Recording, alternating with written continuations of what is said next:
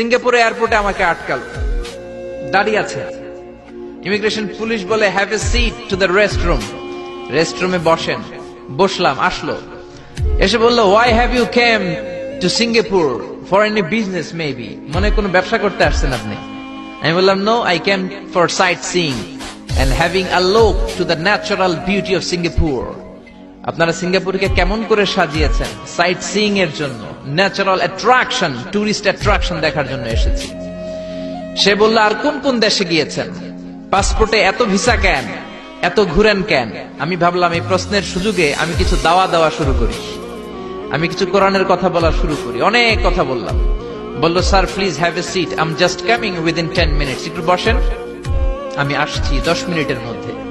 10 minute পরেই চলে এসেছে। এসে আবার বলল may I have a look to your bag, আপনার ব্যাগ কি একটু চেক করতে পারি?